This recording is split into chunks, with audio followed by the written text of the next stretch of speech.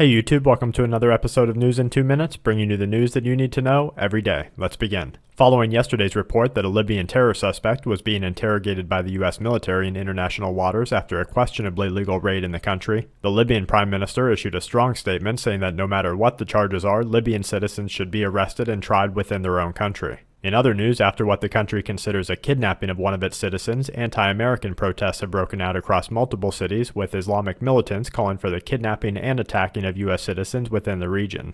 Dr. Murray Jennings, a professional engineer and nuclear researcher, suspects that portions of the fuel rods have melted at the Fukushima nuclear power plant, a so-called worst-case scenario where researchers fear that they could already be in direct contact with groundwater. In related news, less than 1 month after the Japanese Prime Minister swore to the world that the country's potential Olympic sites would be safe from radiation caused by the disaster, an independent monitoring group has found high levels of radiation at the potential Olympic sites, while the Japanese PM has admitted that the country needs outside help to contain a seemingly unstoppable radiation leak. Government-controlled television stations in Syria released footage of chemical weapons inspectors examining hidden weapon sites, where they are taking multiple readings and measurements in preparation for the destruction of the dangerous liquids. The Israeli Defense Force is investigating the loss of control and crashing of one of its unmanned aerial vehicles after unexplained failures led to its downing in the Mediterranean Sea near Israel on Tuesday.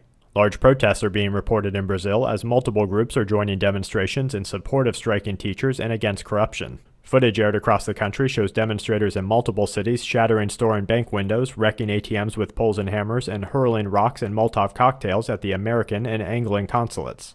Police reportedly fought with the demonstrators early into the morning, firing tear gas canisters and rubber bullets anywhere large groups of people gathered together. The World Health Organization is reporting a number of positive cases of yellow fever, a viral hemorrhagic disease followed by a massive vaccination program in the African country of Cameroon. And to wrap things up, the International Monetary Fund has cut the global economic growth forecast. The U.S. military is moving Marines into Italy as tensions with nearby Libya increase. Scientists with multiple research centers show that high levels of plutonium were released and spread with the disaster at Fukushima. And a 5.8 west of Macquarie Island, followed by a 5.2 in Russia, complete today's Quake Watch. And that's it for this episode of News in 2 Minutes. Check back tomorrow for more news that the aware need the most. This week's News in 2 Minutes is brought to you by SHTFplan.com, where even the officials go for news, and SQmetals.com for all your precious metal needs.